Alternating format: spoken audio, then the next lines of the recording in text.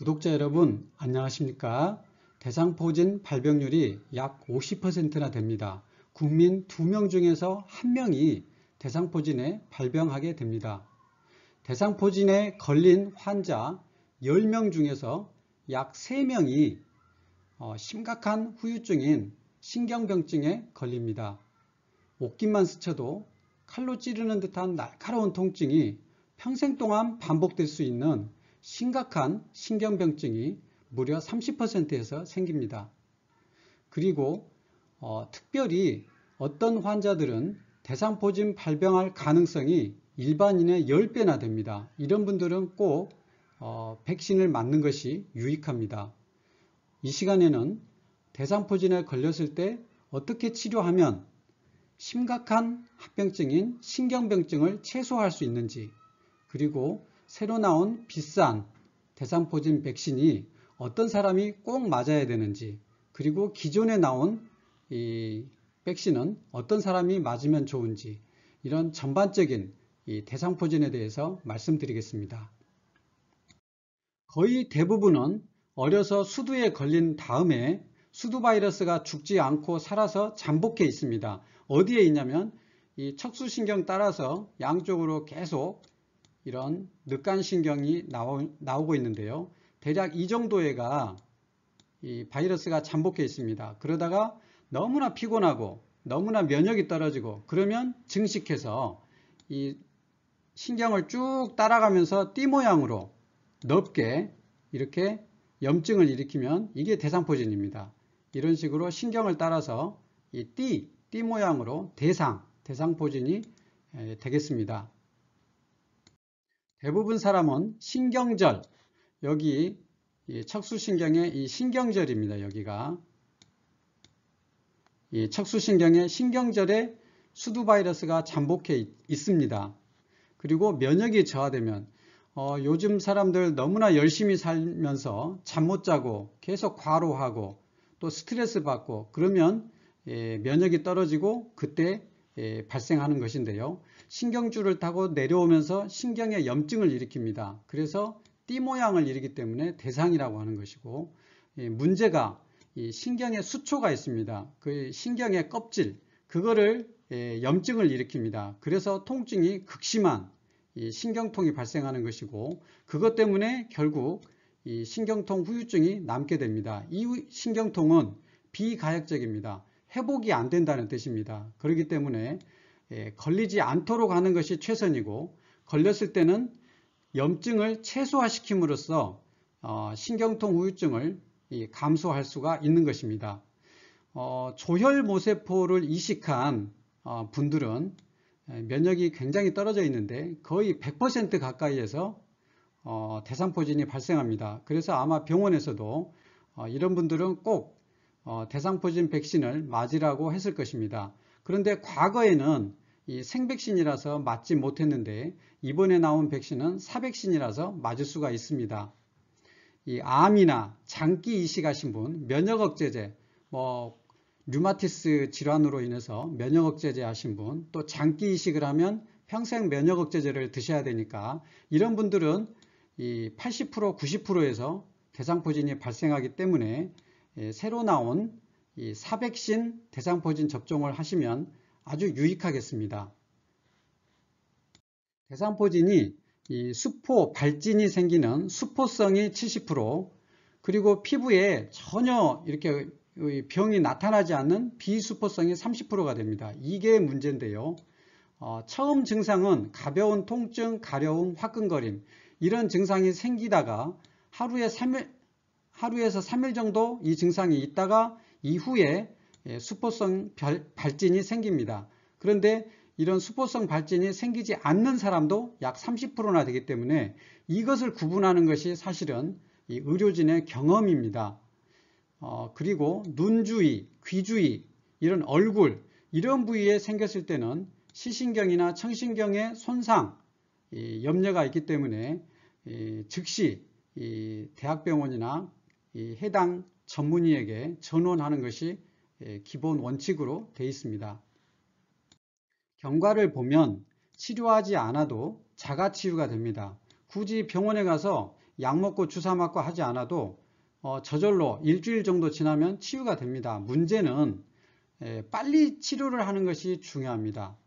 70세 이상 환자 중에 30%에서 신경병증이 발생한다고 하고, 그 병이 수포성 발진이 넓게 퍼질수록 또 염증의 정도가 심할수록 후유증의 발생 빈도도 높고, 그 발생했을 때 그 신경통의 강도도 세고, 그렇기 때문에 빨리 치료하고 또 치료할 때 굉장히 적극적으로 강하게 치료해서 염증의 진행을 막아주는 것이 후유증 발생을 감소할 수 있는 방법이 되겠습니다. 특히나 수포가 없는 대상포진 진단은 경험이 사실은 중요합니다. 대상포진인지 모르고 그냥 다른 치료를 했을 때 굉장히 후유증이 심하게 경험할 수가 있기 때문에 그렇습니다. 그리고 항체 검사가 있지만 초기에는 이렇게 높게 나타나지 않고, 그런데 치료는 빨리 해야 되기 때문에 이것에 의존하는 것은 중요도가 떨어지기 때문에 이 검사에 상관없이 치료를 바로 시작하는 것이 좋겠습니다. 치료는 병변을 드레싱하고 또 신경치료로 그 자리에 국소마취제나 스테로이드제 같은 염증을 완화시키고 통증을 완화시키는 주사를 할 수 있습니다. 그리고 항바이러스제를 보통 일주일 정도 먹고 항바이러스 연고 또는 조금 심하면 스테로이드를 쓰는 것이 저는 좋다고 생각하고 진통소염제를 쓸 수 있습니다. 이때 타이레놀을 쓰시면 절대 안 되겠죠. 이런 약을 쓰시는 의사는 없을 것입니다만, 타이레놀은 염증을 가라앉히는 효과가 전혀 없죠. 그래서 꼭 진통소염제를 써야 되겠습니다.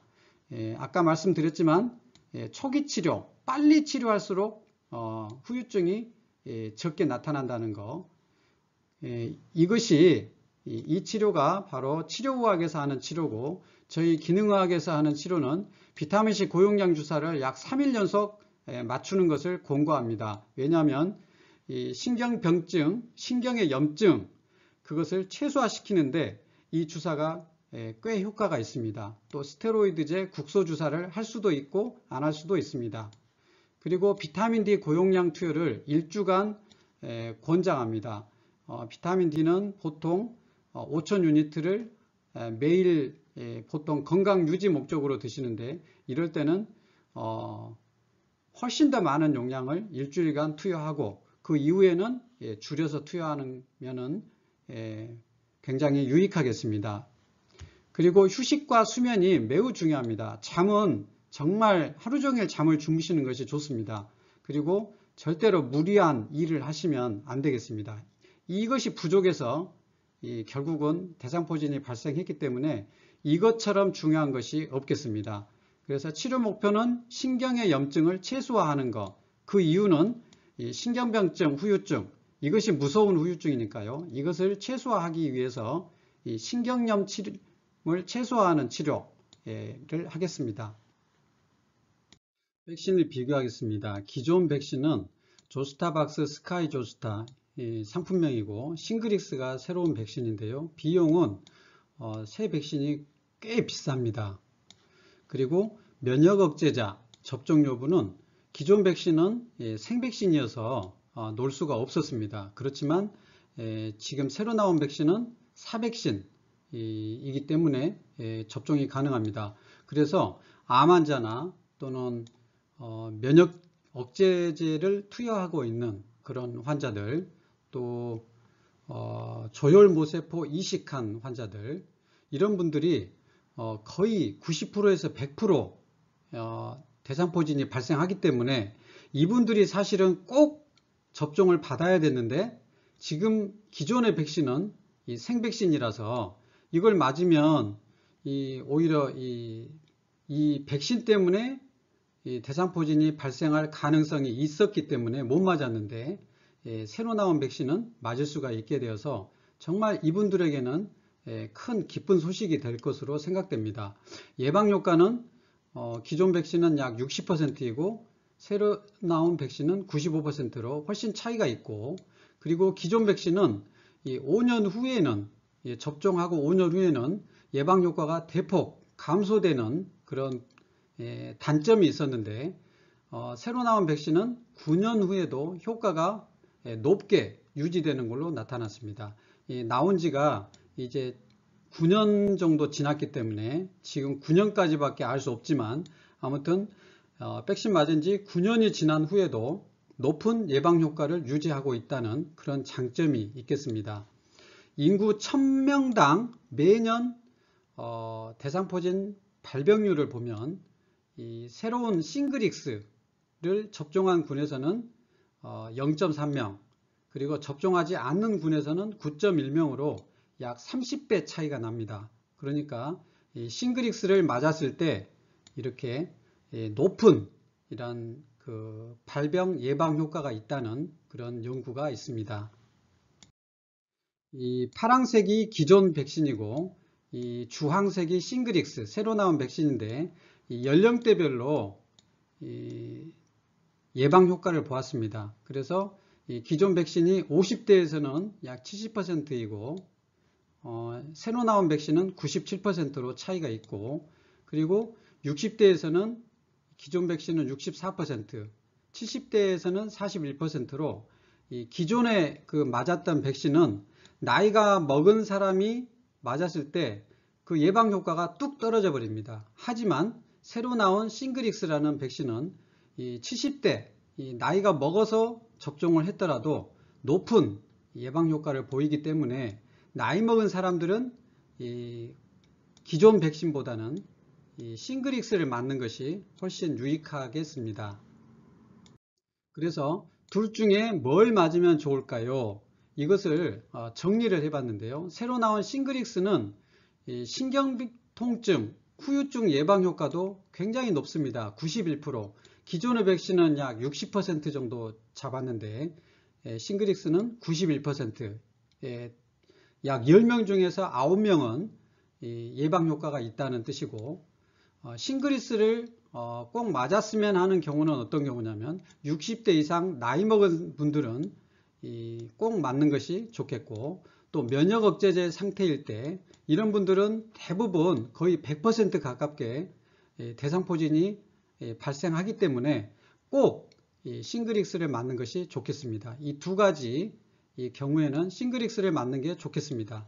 그런데 50대, 50세에서 60세 사이의 그 연령에 건강한 이런 나이 50대인 경우에는 스카이조스터 기존의 백신을 맞고, 그리고 접종 후 한 5년쯤 후에는 싱글익스를 접종하는 것을 고려해 보면은 괜찮다는 생각이 들었습니다. 이 싱글익스를 접종했을 때 면역 저하자에서는 싱글익스만 접종할 수 있다고 제가 말씀드렸죠. 사백신이기 때문에 면역 저하자에서 예방 효과는 68에서 91% 사이입니다. 특히 이 조혈모세포 이식하신 분은 68%로 가장 낮습니다. 1000명당 매년 발병률을 보면 이 조혈모세포 이식한 이 환자들에서 발병률입니다. 접종을 했을 때는 매년 30명 발병하는데 접종하지 않았을 때는 매년 94명이 1년마다 발생합니다. 그러니까 약 3배 차이가 나는 거죠. 이것도 굉장히 큰 차이인데 50세 이상 건강한 사람이 싱글익스를 맞았을 때 1000명당 1년에 0.3명이 발생합니다. 그런데 이 조혈모세포 이식한 사람은 접종을 했더라도 1년에 30명이 발생합니다. 거의 100배 차이가 나는 거죠. 30명과 0.3명 보면. 그렇기 때문에 조혈모세포 이식한 사람은 정말로 이 대상포진 발병률이 높습니다. 하지만 접종하지 않았을 때는 94명인데 접종했을 때는 30명이기 때문에 가급적 접종한 것이 훨씬 유익하다는 것을 말씀드리겠습니다. 싱글익스에 대해서 몇 가지 더 추가적으로 말씀드릴 사항은 기존의 백신 스카이조스타 맞은 사람도 접종이 가능하고, 이미 대상포진에 한 번 걸린 사람 또는 2번 걸린 사람 이런 사람도 접종이 가능하고, 감기나 급성 감염 등 열 이런 거 있을 때는 그것이 가라앉을 때까지 연기하시면 됩니다. 그리고 18세 이상에서 허가가 나 있고 그 18세 이하는 허가 나지 않았습니다. 그리고 지금 9년 되었는데 접종한 지 9년째 예방효과가 높게 지속되고 있습니다. 그리고 이 단점이 접종 후에 근육통이 기존 백신에 비해서 심합니다. 조금 심합니다. 그래서 이때는 타이레놀을 드시는 것을 추천합니다. 왜냐하면 그 진통소염제는 이 항체 생성을 약간은 저하시킬 가능성이 있기 때문에 타이레놀을 드시면 되겠습니다. 이제 마지막입니다. 핵심적인 것만 정리하겠습니다. 모든 인구의 약 50%에서 대상포진이 발병합니다. 굉장히 높은 발병률이죠.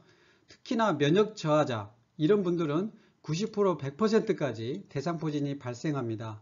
그래서 꼭 접종을 하는 것이 좋겠죠. 60대 이상의 나이 그리고 면역 저하자 이분들은 싱글리스를 권장합니다. 그리고 50대 건강한 사람인 경우에는 스카이조스타를 맞는 것도 괜찮다고 저는 생각합니다. 그리고 5년쯤 후에는 싱글릭스 맞는 것을 고려 봄직합니다. 이상으로 강의를 마치겠습니다. 감사합니다.